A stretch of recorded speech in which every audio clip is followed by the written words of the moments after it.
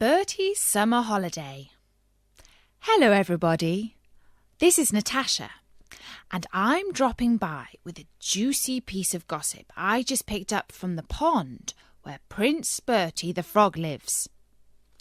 Now, I wonder, do you like going on holiday? You do? Well, that's interesting to know because, as it happens, only some of the pond life manage to get away from the pond for a break. The geese like to spend part of the year in Canada, but when it gets cold and snowy there, they flap their wings all the way back to the pond. Colin the carp thinks it's jolly unfair because he's never been on holiday, not once in his entire grumpy life. Today, I overheard Prince Bertie telling all the other creatures about his travels, and as it's rather an interesting story, I thought I'd share it with you. It all started a few weeks ago. It was a really hot day, and all the pond life was sitting out by the water enjoying the sunshine. Well, all except Colin the carp, who was moaning that the water was starting to feel more like a hot bath than a pond. Then all of a sudden there was a strong gust of wind, and a newspaper that had been carried on the air landed on the lawn. "Oh my!" sighed Sadie the swan. "There's a picture of the lovely Princess Beatrice on the front page. Isn't she just wonderful?" "What does the newspaper say about her, Bertie?" Now, as you probably know, Bertie used to be a prince and was engaged to be married to Beatrice, who he thought was the most beautiful, sweetest princess in all the world. But her wicked stepmother didn't like Bertie much, so she had turned him into a frog, and now he sits on the pond listening to stories on his iPod. He still loves Princess Beatrice, though, and won't hear a word said against her. As it happens, he is the only creature on the pond who knows how to read. And so he spelled out the headline for Sadie and the others. It read, "Princess Greedy Guts." Prince Bertie held up the picture, and he was so angry his face went bright red. Well, sort of a greenish red actually, because he is a frog. The picture showed the lovely Princess Beatrice wearing a yellow bikini and licking a double ice cream with a chocolate flake while holding a hot dog in her other hand. Underneath the picture, the newspaper read, "Since the strange disappearance of her husband-to-be, the less than intellectual Prince Bertie, the lovely Princess Beatrice has taken to stuffing her face with nosh all day long." Turn to pages 3, 4, 5, 6 and 7 for our exclusive pictures of Princess Fatty on the beach. See our close-ups of her horrible acne. I spluttered Bertie.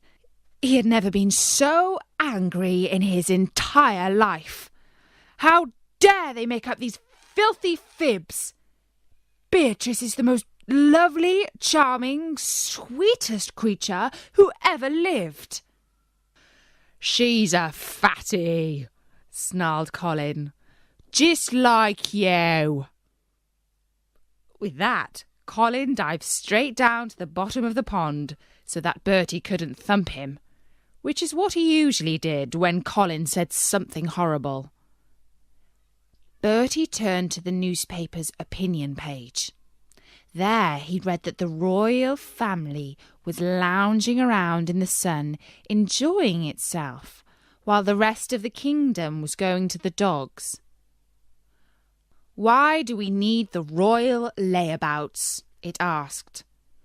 Isn't it time for a republic? Sadie hissed her disapproval. All the pond life know that she is an ardent royalist. She was so indignant that some of her beautiful black feathers turned quite white. "What's a republic?" asked Tim. "It's a very silly kind of country," snooted Bertie. "Without kings or queens or princes?" ventured Tim, slightly timidly, because he could see Bertie was quite upset. "It's clear what must be done," declared Bertie. "I am a royal prince, and Beatrice is my princess. I shall go and defend her." But first he needed a plan. You see, Beatrice and the royal family had all gone on holiday on the royal yacht, which was moored in the south of France, and Bertie was only a frog, so he didn't have any way of getting there, until Tim the Tadpole came up with a rather clever idea. "Bertie, why don't you post yourself to France?" he said. "He's too fat," gurgled Colin the Carp, still hiding in some mud so that Bertie couldn't thump him. Now, using the post seemed like a very good idea. Surprising, really, when you think that Tim, who is a very silly tadpole, thought it up. Sadie the Swan noticed a Federal Express box near the palace doors, which was being used to courier the king's favourite food across to France, Marmite, since, as everyone knows, you can't get Marmite in France. So that night, Sadie and Bertie crept across to the palace. They opened the box, and Bertie hopped inside, squeezing in between 2 jars of Marmite and a cream egg that had been packed for Beatrice's stepmother. And then Sadie bit an air hole into the box so that Bertie could breathe, and wrapped it up again. "Oh dear, Bertie," said Sadie, "you are so brave and noble. Just the kind of prince a girl wants. Apart from the fact that you are a frog. But never mind that. You're wonderful just the same. Even though you're green and got big bulging eyes. I mean, I'm sure you'll do the royal family proud." In the morning, the courier company arrived and picked up the box. Bertie could feel himself going bump, bump, bump in the van. Then he felt himself going whoosh, whoosh, whoosh, as the box was whisked around the airport. Then all of a sudden, there was a huge roaring sound, and Bertie realised that the plane must have taken off. His box was being thrown from side to side, and the cream egg bashed him in the tummy. Bertie felt rather frightened, and was starting to wonder if it really mattered if all the papers were a bit horrid about Princess Beatrice. After all, it was only words. After a while, the plane stabilised, and Bertie began to feel a bit peckish. He opened a jar of the Marmite and started to lick the lid. But he had only tasted Marmite on toast before, and he didn't realise quite how horrid it tasted when you ate it on its own.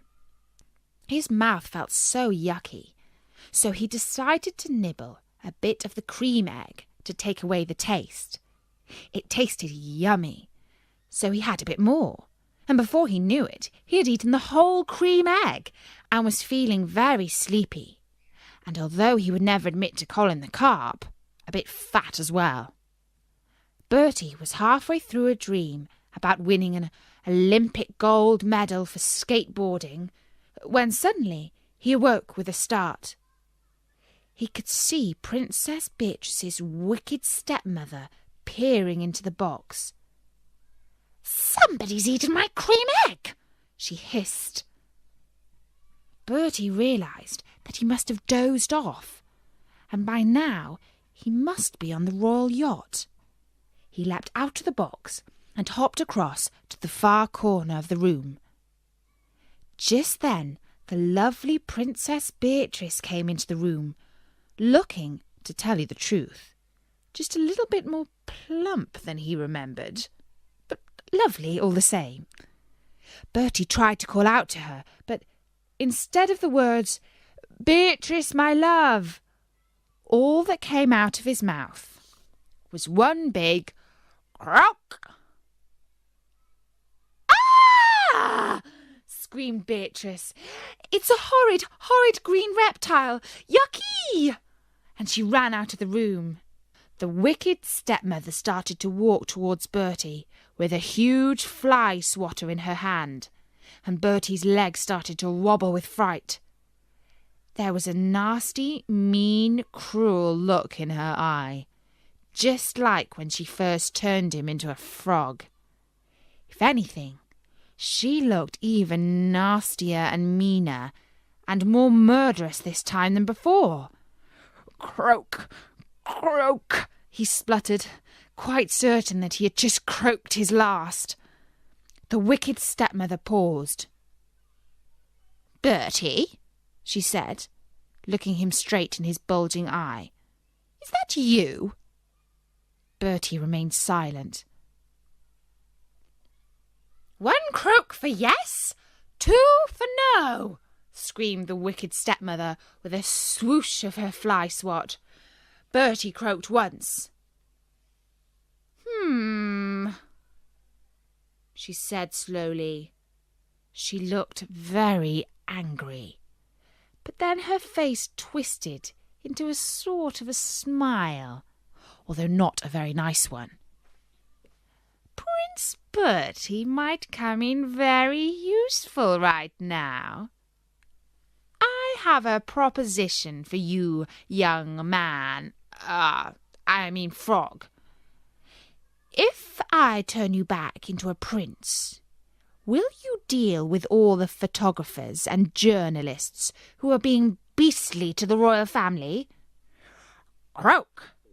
"Very well," said the wicked stepmother.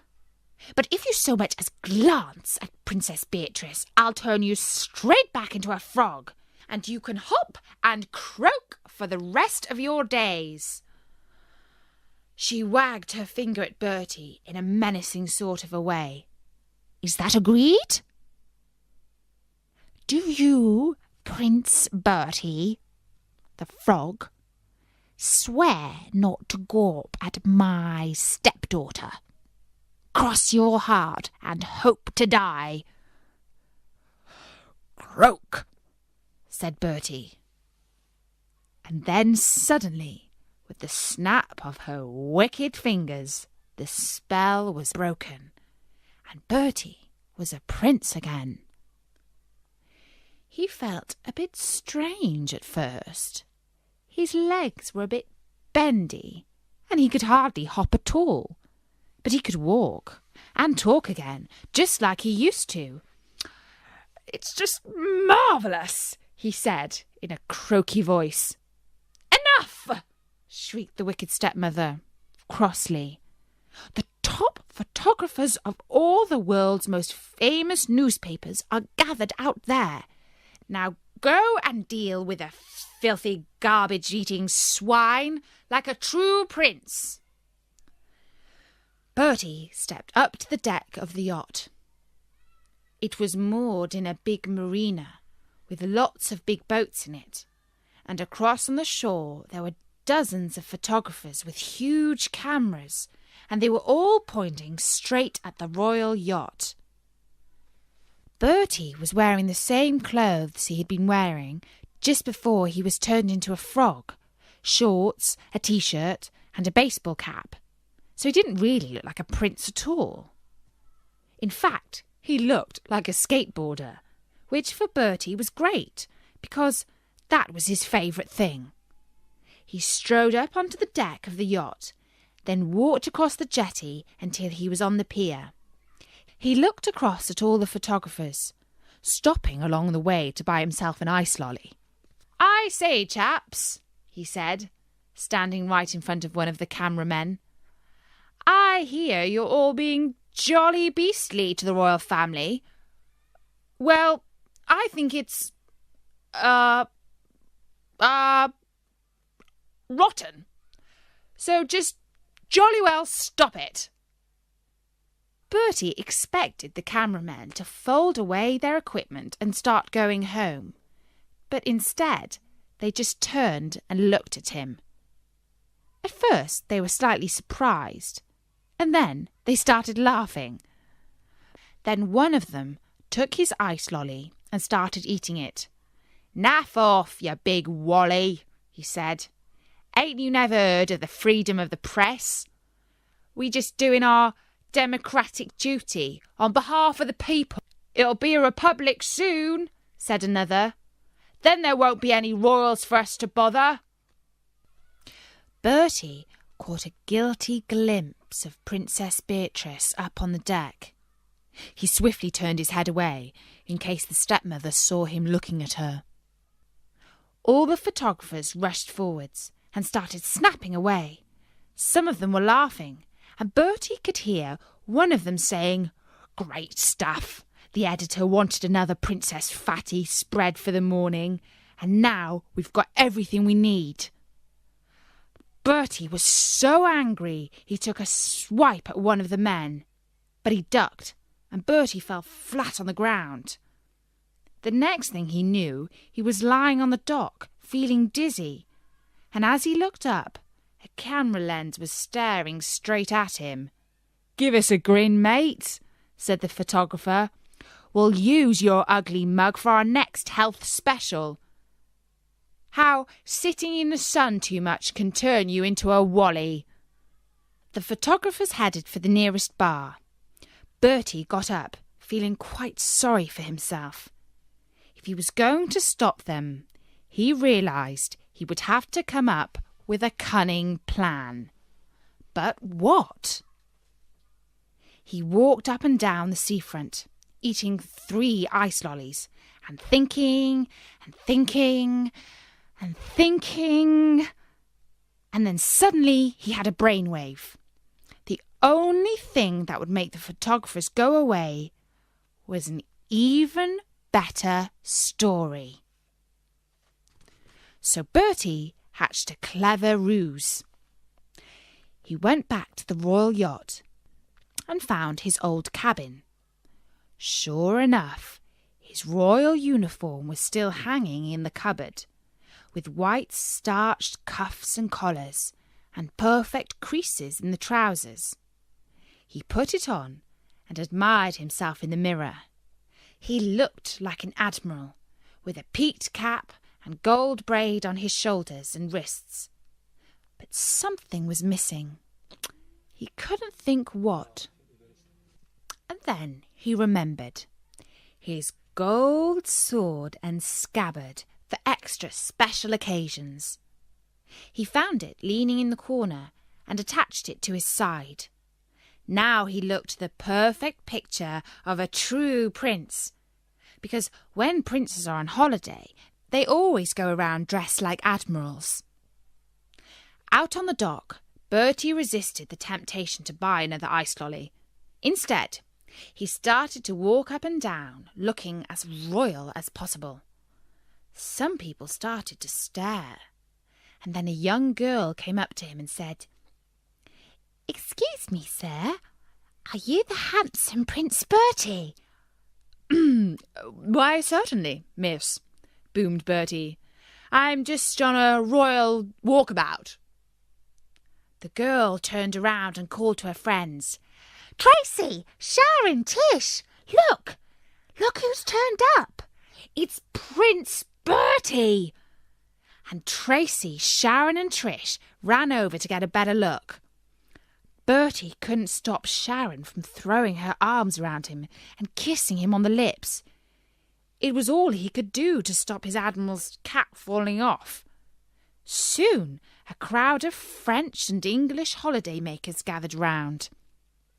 The wicked stepmother stood on the deck of the yacht and called out, "Hurrah for the royal family! Long live Prince Bertie!" And she used a magic spell so it sounded like lots of people were cheering and shouting. A band started to play on the deck of the yacht, and soon people really were shouting nice things about Bertie and the royals. The photographers came out of the bar to see what the noise was about. Soon they were snapping away with their cameras. "Excuse me, sir," said one. "Would you be so kind as to tell the Daily Beast where you have been these past months? Your fans have been sorely missing you since your disappearance." "My dear chap," said Bertie, "you know how I always like to help out the gentlemen of the press, but I'm afraid that on this occasion my lips are sealed. It's a royal secret, you see." The evening editions of the newspapers, not to mention all the news on the internet and the TV, were full of the story of Prince Bertie's remarkable reappearance after months away on a top secret mission to save civilization. Some editors even wrote that the kingdom was safe in Bertie's hands and begged that he be made joint king right away, and added that the monarchy was just super duper. A Sunday newspaper prepared an article about the beautiful, curvaceous Princess Beatrice. Even the wicked stepmother had her picture on the cover of a fashion magazine, wearing her most fetching long black evening gown with a diamond-studded tiara in her hair, though some people could not help noticing that her eyes had a strange, eerie glow to them. But before Bertie could see the results of all his cleverness, he slipped away from the crowd and sneaked up the gangplank back into the royal yacht. The wicked stepmother met him and said, "Well, Bertie, that wasn't a bad go, considering that you've never been the brightest bulb in the box." "Well, I think it was rather clever of me," said Bertie proudly. Just then, the Princess Beatrice walked along the opposite deck, looking as sweet and lovely as ever. Bertie just couldn't help turning his eyes to catch a glimpse of her royal loveliness. "That's torn it!" shouted the wicked stepmother, and she frantically waved her arms to cast a wicked spell. In the next instant, before Beatrice could catch sight of him, poor old Bertie was a frog once again. "Croak," he said rather sadly. "You can't say I didn't warn you," snapped back the wicked stepmother. And with that, she chased Bertie back into the box, slammed down the lid, and marked it to be sent back to the palace pond. But she wasn't that cross with Bertie, really, so she slipped in a cream egg for him to eat, and a copy of the Wizzo Skateboarder magazine to read on the way. And that's the story, Nori, of Bertie's summer holiday. From me, Natasha. Bye-bye.